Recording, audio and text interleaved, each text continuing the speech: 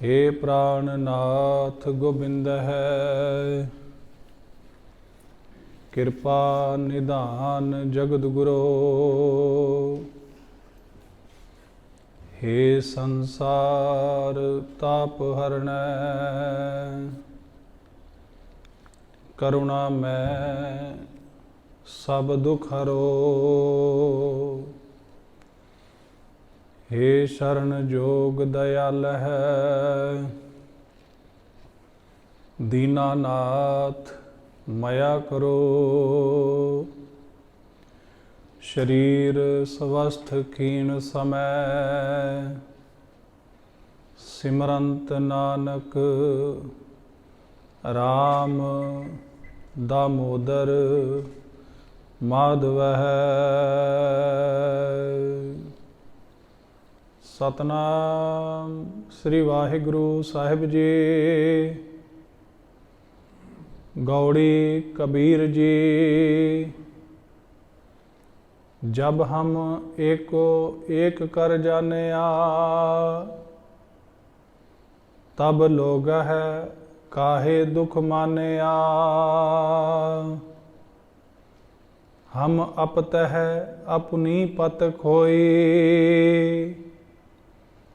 हमरे खोज परहो मत कोई। जुगो जुगा टल चंवर छतर तखत दे मालक, दसां पातशाहियां दी आत्मक जोत, हाजरा हजूर ज़ाहरा ज़हूर सर्व कला भरपूर। धन धन साहिब श्री गुरु ग्रंथ साहिब महाराज जी दी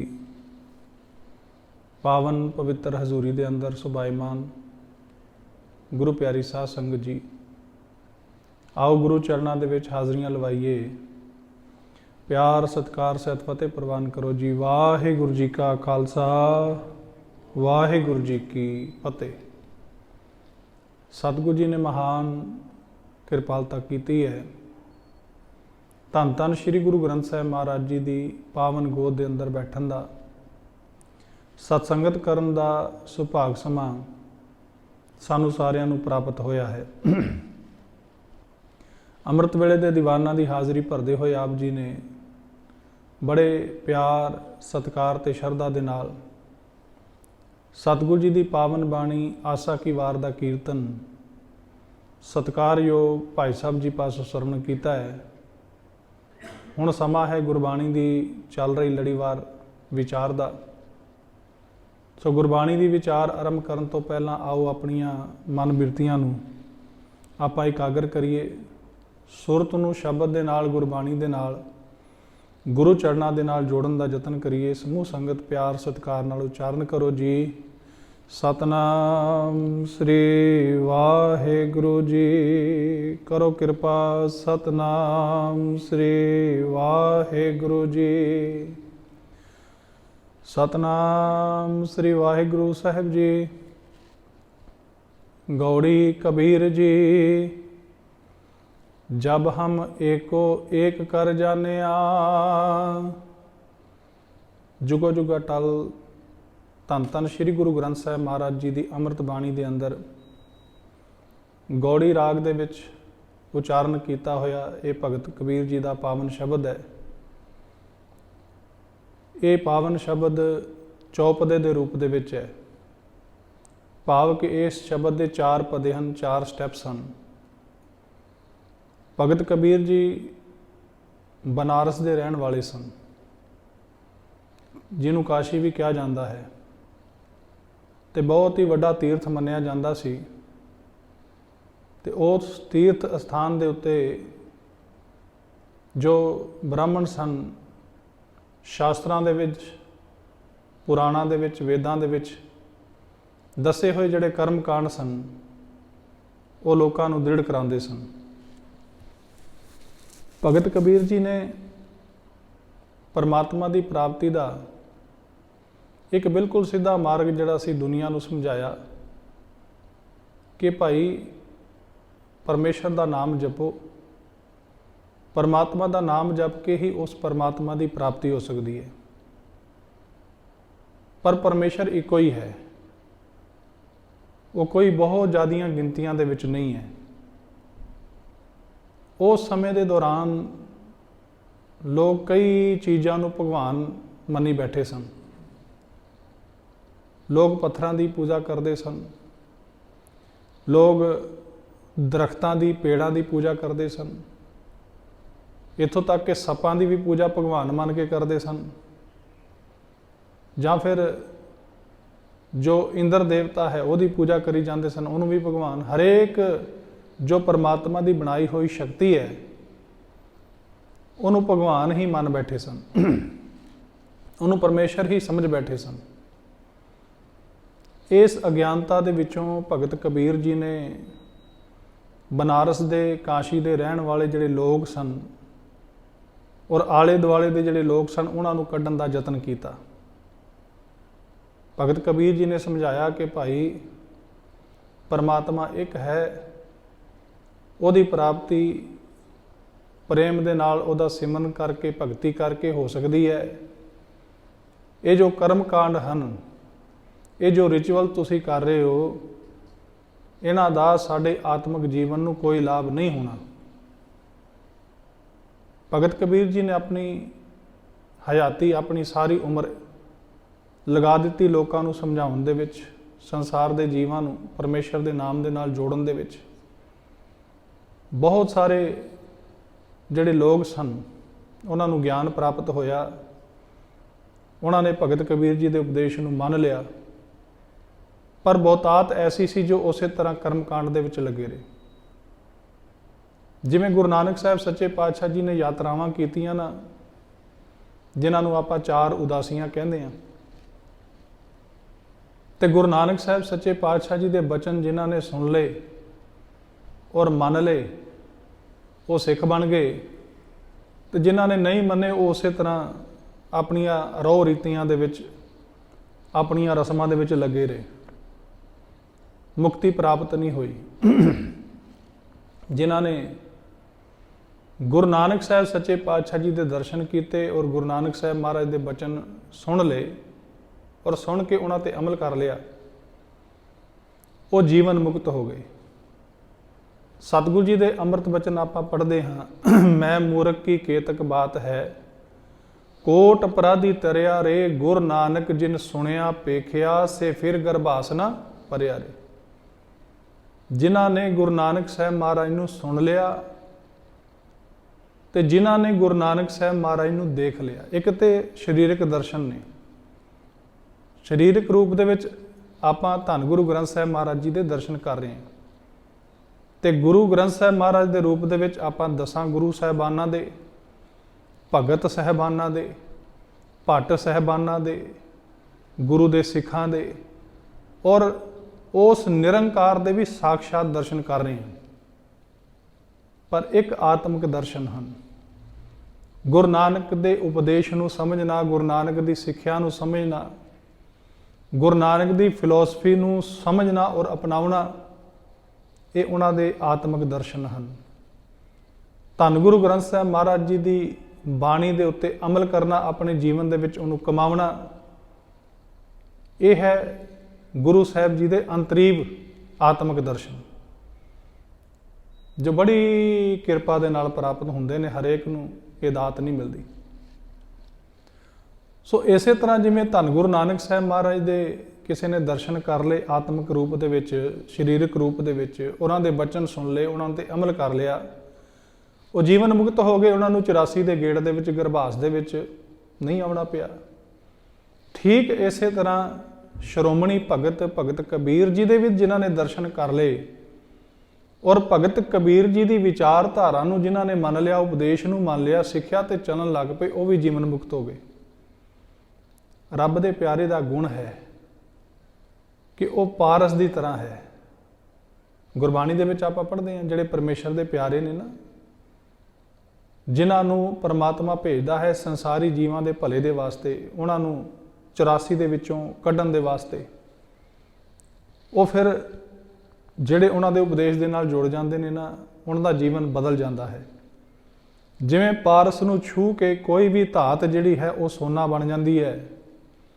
ਚੰਦਨ ਦੇ ਆਲੇ ਦੁਆਲੇ ਵਸਣ ਵਾਲੇ ਜਿੰਨੇ ਵੀ ਰੁੱਖ ਬੂਟੇ ਨੇ ਉਹਨਾਂ ਦੇ ਵਿੱਚੋਂ ਚੰਦਨ ਦੀ ਖੁਸ਼ਬੂ ਆਉਣ ਲੱਗ ਪੈਂਦੀ ਹੈ, ਉਹ ਚੰਦਨ ਹੀ ਬਣ ਜਾਂਦੇ ਹਨ।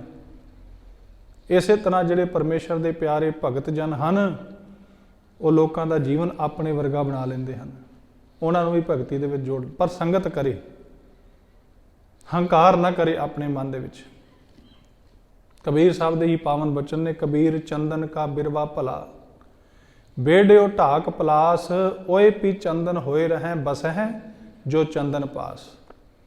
ਜਿਹੜੇ ਚੰਦਨ ਦੇ ਨੇੜੇ ਵਸਦੇ ਨੇ ਨਾ, ਛੋਟੇ ਛੋਟੇ ਢਾਕ ਤੇ ਪਲਾਹ ਦੇ ਬੂਟੇ, ਜਿਨ੍ਹਾਂ ਦੀ ਕੋਈ ਵੈਲਿਊ ਨਹੀਂ। ਸਾਧ ਸੰਗਤ, ਸਾਨੂੰ ਵੀ ਗੁਰੂ ਗ੍ਰੰਥ ਸਾਹਿਬ ਮਹਾਰਾਜ ਨੇ ਬੜਾ ਉੱਚਾ ਕਰ ਦਿੱਤਾ ਹੈ, ਬੜਾ ਸੁੱਚਾ ਕਰ ਦਿੱਤਾ, ਨਹੀਂ ਤੇ ਸਾਡੀ ਕੀ ਵੈਲਿਊ ਹੈ? ਅਸੀਂ ਕੀ ਸੀ? ਤੇ ਗੁਰੂ ਸਾਹਿਬ ਦੀ ਕਿਰਪਾ ਨੇ ਸਾਨੂੰ ਕੀ ਬਣਾ ਦਿੱਤਾ? ਸਾਨੂੰ ਰਾਜੇ ਬਣਾ ਦਿੱਤਾ ਹੈ, ਸਾਨੂੰ ਸ਼ਹਿਨशाह ਬਣਾ ਦਿੱਤਾ ਹੈ। ਧੰਨ ਗੁਰੂ ਗ੍ਰੰਥ ਸਾਹਿਬ ਮਹਾਰਾਜ ਸੱਚੇ ਪਾਤਸ਼ਾਹ ਜੀ ਨੇ ਐਸੀ ਕਿਰਪਾ ਵਰਤਾਈ ਹੈ। ਕਿਉਂਕਿ ਆਪਾਂ ਹੋਰ ਨਹੀਂ ਤੇ ਗੁਰੂ ਗ੍ਰੰਥ ਸਾਹਿਬ ਮਹਾਰਾਜ ਦੀ ਗੋਦ ਦੇ ਵਿੱਚ ਬੈਠਦੇ ਤੇ ਹਾਂ, ਬਚਨ ਸੁਣਦੇ ਤੇ ਹਾਂ, ਅਮਲ ਕਰਨ ਦਾ ਵੀ ਯਤਨ ਕਰਦੇ ਨੇ ਗੁਰਸਿੱਖ ਪਿਆਰੇ। ਬਾਕੀ ਦਾਤ ਤੇ ਉਸ ਮਾਲਕ ਵਾਹਿਗੁਰੂ ਨੇ ਦੇਣੀ ਹੈ, ਗੁਰੂ ਗ੍ਰੰਥ ਸਾਹਿਬ ਸੱਚੇ ਪਾਤਸ਼ਾਹ ਜੀ ਨੇ ਕਿਰਪਾ ਕਰਨੀ ਹੈ, ਰਹਿਮਤ ਉਹਦੀ ਵਰਸਣੀ ਹੈ। ਸੋ ਸਤਿਗੁਰੂ ਜੀ ਸਾਨੂੰ ਅੰਮ੍ਰਿਤ ਬਾਣੀ ਦੇ ਵਿੱਚ ਉਪਦੇਸ਼ ਕਰਦੇ ਨੇ ਕਿ ਭਾਈ, ਜਿਹੜਾ ਮਹਾਂਪੁਰਸ਼ਾਂ ਦਾ, ਭਗਤ ਜਨਾਂ ਦਾ, ਗੁਰੂ ਸਾਹਿਬਾਨ ਦਾ ਬਚਨ ਮੰਨ ਲੈਂਦਾ ਹੈ, ਉਹਦਾ ਜੀਵਨ ਵੀ ਬਦਲ ਜਾਂਦਾ ਹੈ, ਉਹਦਾ ਜੀਵਨ ਵੀ ਪਰਮੇਸ਼ਰ ਦੇ ਨਾਮ ਦੇ ਨਾਲ ਜੁੜ ਕੇ ਪਵਿੱਤਰ ਹੋ ਜਾਂਦਾ ਹੈ, ਨਿਰਮਲ ਹੋ ਜਾਂਦਾ ਹੈ। ਸੋ ਭਗਤ ਕਬੀਰ ਜੀ ਇਸ ਪਾਵਨ ਸ਼ਬਦ ਦੇ ਅੰਦਰ ਬਖਸ਼ਿਸ਼ ਕਰ ਰਹੇ ਹਨ ਕਿ हे ਸੰਸਾਰ ਦੇ ਲੋਕੋ, जब हम एक को एक कर जाने, परमात्मा है ਇੱਕੋ ਹੀ, ਪਰ ਲੋਕ ਵੱਖੋ ਵੱਖ ਜਿਹੜੀਆਂ ਚੀਜ਼ਾਂ ਨੇ, ਵੱਖੋ ਵੱਖ ਜੋ ਸ਼ਕਤੀਆਂ ਨੇ ਪਰਮਾਤਮਾ ਦੀਆਂ ਬਣਾਈਆਂ ਹੋਈਆਂ, ਉਹਨਾਂ ਨੂੰ ਹੀ ਰੱਬ ਮੰਨ ਕੇ ਭਗਵਾਨ ਸਮਝ ਕੇ ਪੂਜਾ ਕਰ ਰਹੇ ਨੇ। ਭਗਤ ਕਬੀਰ ਜੀ ਕਹਿੰਦੇ ਨੇ ਪਰਮਾਤਮਾ ਇੱਕੋ ਹੀ ਹੈ, ਇਹਦੇ ਵਿੱਚ ਕੋਈ ਦੂਜੀ ਰਾਏ ਨਹੀਂ ਹੈ, ਦੂਸਰਾ ਕੋਈ ਹੈ ਹੀ ਨਹੀਂ। ਤੇ ਜਦੋਂ ਮੈਂ ਇਹ ਮੰਨ ਲਿਆ ਕਿ ਪਰਮਾਤਮਾ ਇੱਕੋ ਹੀ ਹੈ, ਧੰਨ ਗੁਰੂ ਗੋਬਿੰਦ ਸਿੰਘ ਮਹਾਰਾਜ ਸੱਚੇ ਪਾਤਸ਼ਾਹ ਜੀ ਦੇ ਪਾਵਨ ਬਚਨ ਨੇ, ਜਿਮੀ ਜਮਾਨ ਕੇ ਬਿਖੈ ਸਮਸਤ ਏਕ ਜੋਤ ਹੈ, ਨਾ ਘਾਟ ਹੈ ਨਾ ਬਾੜ ਹੈ, ਨਾ ਘਾਟ ਬਾੜ ਹੋਤ ਹੈ। ਸਤਿਗੁਰੂ ਜੀ ਫਰਮਾਨ ਕਰਦੇ ਨੇ, ਧਰਤੀ ਤੋਂ ਲੈ ਕੇ ਅੰਤਰਿਕਸ਼ ਅਸਮਾਨ ਤੱਕ ਇੱਕੋ ਹੀ ਜੋਤ ਵਰਤ ਰਹੀ ਹੈ। ਸਾਰੇ ਜੀਵਾਂ ਦੇ ਅੰਦਰ, ਸਾਰੇ ਆਕਾਰਾਂ ਦੇ ਅੰਦਰ, ਸਾਰੀ ਬਨਸਪਤੀ ਦੇ ਅੰਦਰ ਉਹ ਇੱਕੋ ਹੀ ਜੋਤ ਹੈ, ਨਾ ਘਟਦੀ ਹੈ ਨਾ ਵੱਧਦੀ ਹੈ, ਘੱਟ ਵੱਧ ਨਹੀਂ ਹੁੰਦੀ। ਇੱਕੋ ਹੀ ਜੋਤ ਪਰਮੇਸ਼ਰ ਦੀ ਸਾਰਿਆਂ ਦੇ ਅੰਦਰ ਹੈ। ਜਦੋਂ ਭਗਤ ਕਬੀਰ ਜੀ, ਜਿਨ੍ਹਾਂ ਨੂੰ ਇਹ ਗਿਆਨ ਪ੍ਰਾਪਤ ਹੋ ਗਿਆ, ਅਕਾਲ ਪੁਰਖ ਵਾਹਿਗੁਰੂ ਨੇ ਕਿਰਪਾ ਕੀਤੀ, ਹੁਣ ਸੰਸਾਰ ਦੇ ਲੋਕਾਂ ਨੂੰ ਦੱਸਦੇ ਨੇ ਕਿ ਭਾਈ ਪਰਮਾਤਮਾ ਇੱਕ ਹੈ, ਤੇ ਲੋਕ ਉਹਨਾਂ ਦਾ ਮਜ਼ਾਕ ਉਡਾਉਂਦੇ ਨੇ। ਕਿਉਂਕਿ ਲੋਕਾਂ ਨੇ ਤੇ ਕਈਆਂ ਨੂੰ ਭਗਵਾਨ ਮੰਨਿਆ ਹੋਇਆ ਸੀ, ਰੱਬ ਨੂੰ, ਇੱਕ ਰੱਬ ਨੂੰ ਮੰਨਣਾ ਛੱਡ ਕੇ ਹੋਰ ਕਈ ਚੀਜ਼ਾਂ ਨੂੰ ਭਗਵਾਨ, ਬੰਦੇ ਨੂੰ ਭਗਵਾਨ, ਕਿਸੇ ਰੁੱਖ ਨੂੰ ਭਗਵਾਨ, ਕਿਸੇ ਪਹਾੜ ਨੂੰ ਭਗਵਾਨ, ਕਿਸੇ ਪਸ਼ੂ ਨੂੰ ਭਗਵਾਨ, ਇਸੇ ਤਰ੍ਹਾਂ ਹੋਰ ਜਿਹੜੀਆਂ ਸ਼ਕਤੀਆਂ ਸਨ, ਜਿਹਦੇ ਤੋਂ ਕੋਈ ਲੋਭ ਲਾਲਚ ਹੁੰਦਾ ਸੀ ਉਹਨੂੰ ਭਗਵਾਨ ਮੰਨਦੇ ਸਨ, ਜਾਂ ਜਿਹਦੇ ਤੋਂ ਡਰ ਹੁੰਦਾ ਸੀ ਉਹਨੂੰ ਭਗਵਾਨ ਮੰਨਦੇ ਸਨ। ਤੇ ਭਗਤ ਕਬੀਰ ਜੀ ਨੇ ਕਿਹਾ ਕਿ ਭਾਈ ਪਰਮੇਸ਼ਰ ਇੱਕੋ ਹੀ ਹੈ, ਪਰ ਜਦੋਂ ਤੋਂ ਮੈਂ ਦੁਨੀਆ ਨੂੰ, ਸੰਸਾਰ ਨੂੰ ਇਹ ਸਮਝਾਇਆ ਤੇ ਇਹ ਦੱਸਿਆ ਕਿ ਭਾਈ ਪਰਮਾਤਮਾ ਇੱਕੋ ਹੀ ਹੈ, ਤੇ ਉਸ ਪਰਮਾਤਮਾ ਨੂੰ ਮੈਂ ਸਾਰੀ ਜਗ੍ਹਾ ਦੇ ਉੱਤੇ ਦੇਖਦਾ ਹਾਂ, ਮੈਂ ਇਸ ਗੱਲ ਨੂੰ ਸਵੀਕਾਰ ਕਰ ਲਿਆ ਹੈ ਕਿ ਉਹਦੇ ਤੋਂ ਬਿਨਾਂ ਕੋਈ ਦੂਸਰਾ ਨਹੀਂ ਹੈ। ਤਬ ਲੋਗ ਹੈ ਕਾਹੇ ਦੁੱਖ ਮਾਨਿਆ। ਤੇ ਮਹਾਰਾਜ ਕਹਿੰਦੇ ਨੇ, ਭਗਤ ਕਬੀਰ ਜੀ ਕਹਿੰਦੇ ਨੇ ਕਿ ਜਦੋਂ ਮੈਂ ਇਹ ਮੰਨ ਲਿਆ, ਕਿਉਂਕਿ ਮੈਨੂੰ ਸਾਰਿਆਂ ਦੇ ਵਿੱਚ ਪਰਮੇਸ਼ਰ ਨਜ਼ਰ ਆ ਰਿਹਾ ਕਿ ਇੱਕੋ ਹੀ ਹੈ ਤੇ ਸਾਰਿਆਂ ਦੇ ਵਿੱਚ ਹੈ, ਤੇ ਫਿਰ ਜਿਹੜੇ ਲੋਕ ਨੇ ਇਸ ਗੱਲ ਦਾ ਬੁਰਾ ਕਿਉਂ ਮਨਾਉਂਦੇ ਨੇ, ਇਸ ਗੱਲ ਤੇ ਉਹ ਦੁਖੀ ਕਿਉਂ ਨੇ? ਦੁਖੀ ਇਸ ਕਰਕੇ ਕਿ ਉਹਨਾਂ ਦੀ ਜਿਹੜੀ ਮਨੌਤ ਸੀ ਨਾ, ਉਹਨੂੰ ਸੱਟ ਵੱਜੀ, ਉਹਨਾਂ ਦੀ ਜਿਹੜੀ ਮਾਨਤਾ ਸੀ ਨਾ, ਉਹਨੂੰ ਸੱਟ ਵੱਜੀ। ਉਹ ਤੇ ਸਮਝਦੇ ਸਨ ਕਿ ਭਗਵਾਨ ਕਈ ਨੇ, ਜਿਵੇਂ ਤਿੰਨ ਜਿਹੜੇ ਵੱਡੇ ਦੇਵਤੇ ਸਨ ਉਹਨਾਂ ਨੂੰ ਵੀ ਭਗਵਾਨ ਬਣਾ ਕੇ ਪੂਜਾ ਕਰਦੇ ਸਨ, ਬ੍ਰਹਮਾ, ਵਿਸ਼ਨੂੰ ਤੇ ਸ਼ਿਵ ਜੀ। ਪਰ ਸਤਿਗੁਰੂ ਜੀ ਨੇ ਗੁਰਬਾਣੀ ਦੇ ਵਿੱਚ ਸਮਝਾਇਆ ਕਿ ਇਹਨਾਂ ਨੂੰ ਬਣਾਉਣ ਵਾਲਾ ਹੀ ਭਗਵਾਨ ਹੈ, ਜਿਹਨੇ ਇੱਕ ਪਰਮਾਤਮਾ ਨੇ ਇਹ ਤਿੰਨ ਸ਼ਕਤੀਆਂ ਜਿਹੜੀਆਂ ਬਣਾਈਆਂ ਨੇ। ਸ਼ਕਤੀਆਂ ਸਤਿਕਾਰਯੋਗ ਨੇ ਕਿਉਂਕਿ ਪਰਮੇਸ਼ਰ ਨੇ ਪੈਦਾ ਕੀਤੀਆਂ ਨੇ, परमात्मा ने उन्होंने वडियाइयां दित्तियां ने ना। इस करके सारियां शक्तियां, सारे देवी देवते, सारे अवतारी पुरुष, सारे पीर पैगंबर सत्कारयोग ने। सिख कदे किसी नूं बुरा नहीं कहता, ते जिहड़ा किसी होर धर्म नूं, होर धर्म दे पैगंबर नूं, अवतारी पुरुष नूं, या होर किसी धर्म दे देवी देवते नूं, या किसी फरिश्ते नूं बुरा कहता ना, वो होर तो हो सकता है, गुरु का सच्चा सिख नहीं हो सकता। गुरु के सच्चे सिख का फर्ज है एक अकाल की पूजा करनी, धन गुरु ग्रंथ साहिब महाराज सच्चे पातशाह जी को अपना इष्ट मनना और दूसरे धर्मां का सत्कार करना, किसी को बुरा नहीं कहना। हाँ, अपने धर्म की पालना करनी है, अपना धर्म नहीं त्यागना, क्योंकि अपने धर्म को ना त्यागन करके वेखो साडा इतिहास शहीदियां दे नाल भरिया पिया। सब तो वड्डी एग्जाम्पल धन गुरु गोबिंद सिंह महाराज सच्चे पातशाह जी के छोटे साहिबजादे साडे सामने ये प्रमाण रख के गए ने कि धर्म की रखिया किस तरह करनी है, अपने धर्म को किस तरह असी प्रोटैक्ट करना है, बचाना किवें है। उम्र भी बहुत छोटी है पर समझ बहुत ज़्यादा है, समझते हैं हर चीज़ को, हर गल की बरीकी को समझते हैं। तो सानू दस के गए ने। सो धर्म ये है कि असी एक अकाल पुरख वाहिगुरू नूं मनना है, सच्चे सुच्चे रस्ते के उत्ते चलना है, गुरु नानक की सिक्ख्या ते गुरु ग्रंथ साहिब महाराज जी के सिद्धांतों ते पहरा देना है। पर साडे वास्ते ना माड़ा कोई नहीं, हम नहीं चंगे बुरा नहीं कोय, प्रणवत नानक तारे सोए। भावें दुनिया जो मर्जी कही जाए, जदों असी धर्म के रस्ते ते चलांगे ना, सही मार्ग के उत्ते, तो दुनिया ने बहुत कुछ कहना है। दुनिया ने अपनी पूरी वाह लाउणी है रोकण दे वास्ते सानू भी किसी ढंग दे नाल ये थिड़क जाए, ये उस रस्ते ते चले जिहड़े ते असी चल रहे हैं। तो हमेशा जिहड़ा गलत रस्ता है ना, जिहड़ा सानू परमात्मा तक नहीं ले जाता, उहदे ते भीड़ बड़ी हुंदी है। लोग सौखा रस्ता जी लभदे ने भी सौखे तरीके नाल चले जाइए। भगत कबीर जी ने बड़ा सुंदर लिखिया है। भगत कबीर जी कहते हैं, जिह मार्ग पंडित गए पाछै परी बहीर, एक अवकट घाटी राम की तेह चढ़ रहो कबीर। औखी घाटी है ना जिहड़ी परमेश्वर नूं प्राप्ति दी, कबीर उहदे ते चल रहा। जिहड़ा सौखा मार्ग है, पंडित दसदे ने भी इन्ना दान कर दे, ये पुण्य कर दे, तो तद तेनों परमेश्वर की प्राप्ति हो जाएगी, तेनों धन दौलत मिल जाएगा, सारा कुछ मिल जाएगा। सौखा रस्ता दसदे ने। अजकल आपां भी सौखे रस्ते ते चल पे हैं। असी पैसे देने, अखंड पाठ साहब कराने, माफ़ करना साध संगत जी, अखंड पाठ साहब ठीक है कराना जरूरी है, क्योंकि उहदे तो बिना ना साडा सुख ते ना साडा दुख। सुख दे विच भी गुरु नूं याद करना है, बाणी पढ़नी सुननी है, दुख दे विच भी। पर अखंड पाठ साहब जे पाठी सिंह करते हैं तो उन्होंने सुनना साडा फर्ज बनता है। ठीक है, अजकल घरां दे विच जगह थोड़ी तंगी हुंदी है, तो गुरुद्वारा साहब सारा इंतजाम है, बड़ी गुरु साहब की कृपा है इस पावन स्थान पर, किसी चीज़ की कमी नहीं है। सो इत्थे प्रबंध है, श्री अखंड पाठ साहब हो सकते हैं, पर श्री अखंड पाठ साहब जी दे विच हाज़री भरनी परिवार के वास्ते लाजमी है, जे वाकई अंदर शरधा है, अंदर प्रेम है। पर कई बारी दुख होंदा देख के कि चाहिदा ते सानू है कि गुरु का इंतजार असी करिए, पर असी गुरु तो इंतजार कराने। समा देईदा भी 11 बजे श्री अखंड पाठ साहब जी की समाप्ति जिहड़े भोग के श्लोक ने आरंभ होणगे। जे 11 बजे का समा दईए तो 11:15 बजे आउंदे ने परिवार वाले। फिर दुख होंदा भी गुरु इंतजार करे साडा, किड्डी वड्डी अवग्या है। जे आपां थोड़ा डूंघी विचार करिए तो कितनी बेअदबी है भी गुरु साडा इंतजार कर रहा भी कदों सिख आवे तो समाप्ति होवे श्री अखंड पाठ साहब की। इस पासे ध्यान जरूर देना चाहिए साध संगत जी। वध तो वध आपां पाठ सरवण करिए।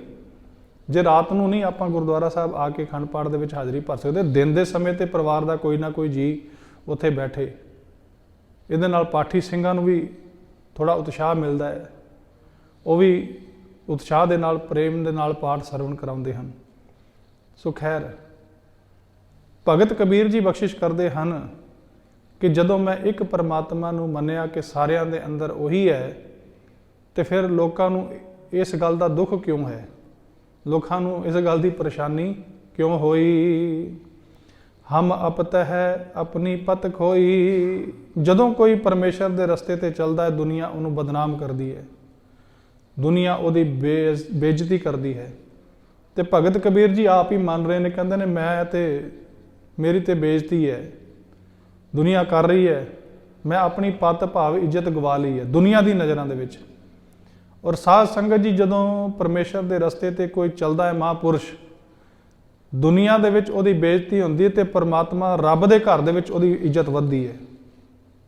ਪਰਮੇਸ਼ਰ ਦੇ ਘਰ ਦੇ ਵਿੱਚ ਉਹਦੀ ਇੱਜ਼ਤ ਹੋਰ ਜ਼ਿਆਦਾ ਬੁਲੰਦ ਹੁੰਦੀ ਹੈ, ਕਿਉਂਕਿ ਉਹਨੂੰ ਕਿਸੇ ਨਾਲ ਲੈਣਾ ਦੇਣਾ ਹੀ ਨਹੀਂ। ਲੋਕ ਨਿੰਦਿਆ ਕਰਦੇ ਨੇ, ਬਦਨਾਮੀ ਕਰਦੇ ਨੇ, ਬਦਖੋਈ ਕਰਦੇ ਨੇ, ਬਹੁਤ ਕੁਝ ਕਰਦੇ ਨੇ ਰੱਬ ਦੇ ਪਿਆਰੇ ਵਾਸਤੇ, ਵੀ ਕਿਸੇ ਤਰੀਕੇ ਨਾਲ ਇਹ ਥਿੜਕ ਜਾਵੇ, ਇਹ ਰਸਤਾ ਛੱਡ ਦੇਵੇ, ਸਾਡੇ ਰਸਤੇ ਤੇ ਚੱਲੇ। ਹੁਣ ਉਹ ਤੇ ਪੁੱਠੇ ਰਸਤੇ ਤੇ ਨੇ, ਜਿਹੜਾ ਰੱਬ ਦਾ ਪਿਆਰਾ ਉਹਨੂੰ ਤਾਂ ਗਿਆਨ ਹੋ ਗਿਆ ਵੀ ਇਹ ਗਲਤ ਰਸਤੇ ਤੇ ਜਾ ਰਹੇ ਨੇ, ਮੈਂ ਇਸ ਰਸਤੇ ਤੇ ਨਹੀਂ ਜਾਣਾ, ਮੈਂ ਤੇ ਆਪਣੇ ਰਸਤੇ ਤੇ ਤੁਰਨਾ ਹੈ ਜਿੱਥੇ ਪਰਮੇਸ਼ਰ ਮਿਲਦਾ ਹੈ। ਭਗਤ ਕਬੀਰ ਜੀ ਕਹਿੰਦੇ ਨੇ ਹਮ ਅਪਤ ਹੈ ਆਪਣੀ ਪਤ ਖੋਈ। ਅਸੀਂ ਤੇ ਭਗਤ ਕਬੀਰ ਜੀ ਕਹਿੰਦੇ ਨੇ ਕਿ ਆਪਣੀ ਇੱਜ਼ਤ ਗਵਾ ਲਈ ਹੈ, ਅਸੀਂ ਤੇ ਬੇਇੱਜ਼ਤ ਹੋ ਗਏ ਹਾਂ। ਹਮਰੇ ਖੋਜ ਪਰੋ ਮਤ ਕੋਈ। ਤੇ ਭਾਈ ਜਿਸ ਰਸਤੇ ਤੇ ਅਸੀਂ ਚੱਲ ਰਹੇ ਹਾਂ ਨਾ, ਫਿਰ ਤੁਸੀਂ ਨਾ ਚੱਲਿਓ। ਜਿਸ ਖੋਜ ਦੇ ਵਿੱਚ, ਪਰਮਾਤਮਾ ਦੀ, ਰੱਬ ਦੀ ਖੋਜ ਦੇ ਵਿੱਚ ਅਸੀਂ ਤੁਰੇ ਆ ਨਾ, ਜਿਸ ਮਾਰਗ ਤੇ, ਉਸ ਮਾਰਗ ਦੇ ਉੱਤੇ ਕੋਈ ਵੀ ਨਾ ਚੱਲੇ। ਹਮ ਮੰਦੇ ਮਨ ਮਾਹੀ। ਭਗਤ ਕਬੀਰ ਜੀ ਕਹਿੰਦੇ ਨੇ ਦੁਨੀਆ ਕਹਿੰਦੀ ਵੀ ਇਹ ਮੰਦੇ ਨੇ, ਇਹ ਮਾੜੇ ਨੇ। ਠੀਕ ਹੈ, ਮਾੜੇ ਹਾਂ, ਪਰ ਆਪਣੇ ਮਨ ਦੇ ਵਿੱਚ ਅਸੀਂ ਮਾੜੇ ਆ ਨਾ, ਕਿਸੇ ਦਾ ਬੁਰਾ ਤੇ ਨਹੀਂ ਕਰਦੇ, ਕਿਸੇ ਦਾ ਮਾੜਾ ਨਹੀਂ ਕਰਦੇ। ਰੱਬ ਦੇ ਭਗਤ ਕਦੀ ਕਿਸੇ ਦਾ ਮਾੜਾ ਨਹੀਂ ਕਰਦੇ, ਨਾ ਮਾੜਾ ਸੋਚਦੇ ਹਨ। ਕਰਨਾ ਤੇ ਬੜੀ ਦੂਰ ਦੀ ਗੱਲ ਹੈ, ਮਨ ਦੇ ਵਿੱਚ ਸੋਚ ਵੀ ਨਹੀਂ ਮਾੜੀ ਰੱਖਦੇ। ਸੋ ਭਗਤ ਕਬੀਰ ਜੀ ਕਹਿੰਦੇ ਅਸੀਂ ਆਪਣੇ ਅੰਦਰ ਹੀ ਮੰਦੇ ਹਾਂ, ਆਪਣੇ ਅੰਦਰ ਹੀ ਮਾੜੇ ਹਾਂ, ਕਿਸੇ ਹੋਰ ਦੇ ਬਾਰੇ ਮਾੜਾ ਨਹੀਂ ਸੋਚਦੇ। ਸਾਂਝ ਪਾਤ ਕਾਹੂ ਸਿਉ ਨਾਹੀ। ਇਸੇ ਕਰਕੇ ਅਸੀਂ ਕਿਸੇ ਦੇ ਨਾਲ ਲੈਣ ਦੇਣ ਰੱਖਿਆ ਨਹੀਂ ਹੋਇਆ। ਪਰਮੇਸ਼ਰ ਦੇ ਭਗਤ ਜਨ ਜਿਹੜੇ ਨੇ ਨਾ, ਉਹ ਕੋਈ ਦੁਨੀਆਵੀ ਗੱਲਾਂ, ਕਿਸੇ ਦੇ ਨਾਲ ਸੰਸਾਰਕ ਗੱਲਾਂ ਨਹੀਂ ਕਰਦੇ। ਹਾਂ, ਲਾਈਕ ਮਾਈਂਡਡ ਪੀਪਲ ਉਹਨਾਂ ਨੂੰ ਮਿਲ ਜਾਣ, ਪਰਮੇਸ਼ਰ ਦੇ ਨਾਮ ਨੂੰ ਜਪਣ ਵਾਲੇ, ਉਹਦੇ ਨਾਲ ਬਚਨ ਵਿਲਾਸ ਕਰਦੇ ਨੇ। ਦੁਨੀਆ ਦੇ, ਸੰਸਾਰ ਦੇ ਲੋਕ ਆ ਕੇ ਉਹਨਾਂ ਕੋਲ ਚੁਗਲੀਆਂ ਕਰਨੀਆਂ ਸ਼ੁਰੂ ਕਰ ਦਿੰਦੇ ਨੇ, ਉਹ ਪਾਸੇ ਹੋ ਜਾਂਦੇ ਨੇ, ਉਹਨਾਂ ਤੋਂ ਦੂਰ ਚਲੇ ਜਾਂਦੇ ਨੇ, ਉਹਨਾਂ ਦੀ ਸੰਗਤ ਛੱਡ ਦਿੰਦੇ ਨੇ।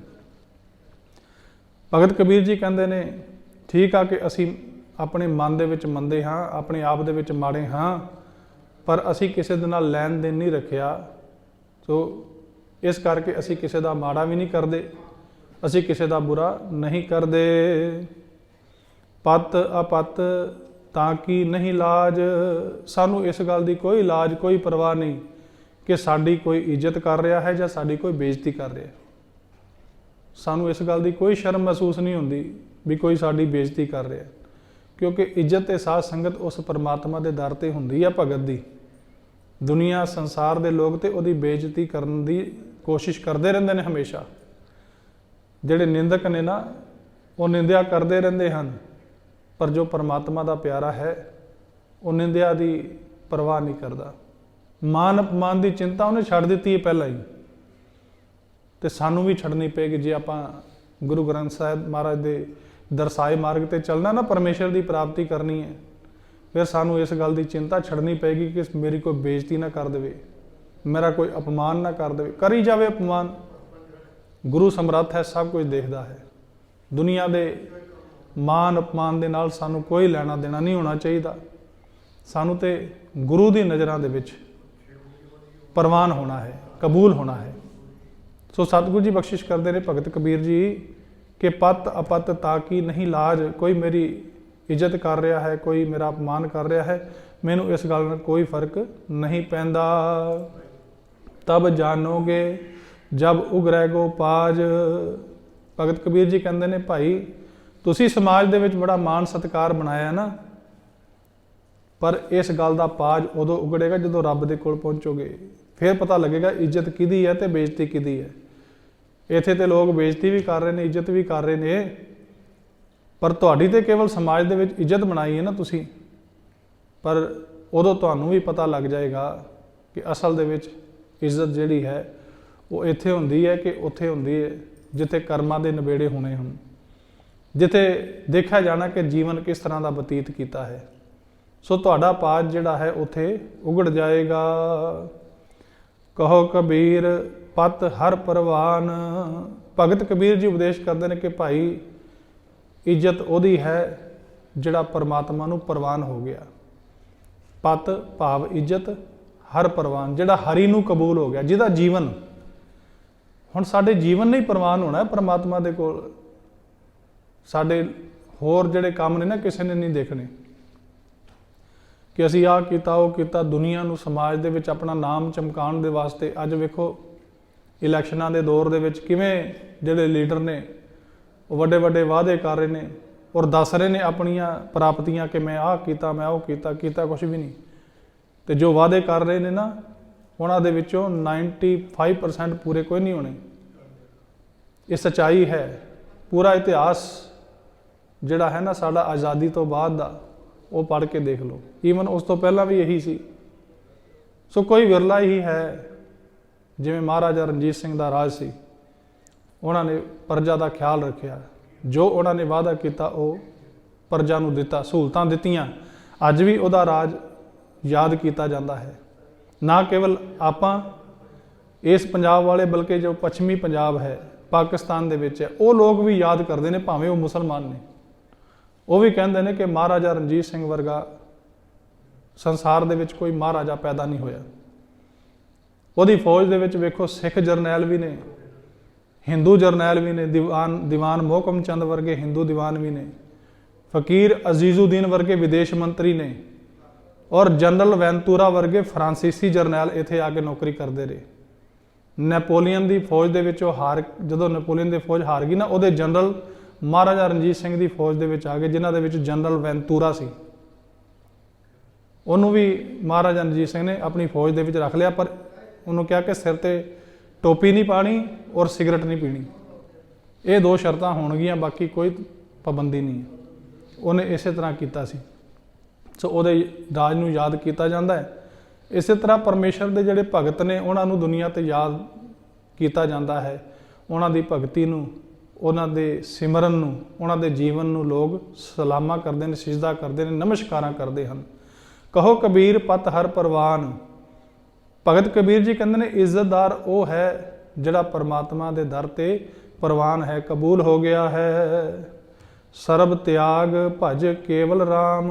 इस करके भाई सारा कुछ छड्ड दिओ, जो कर्म कांड कर रहे हो उन्होंने छड्ड दिओ, जो दिखावे वाली भगती कर रहे हो उन्होंने भी छड्ड दिओ।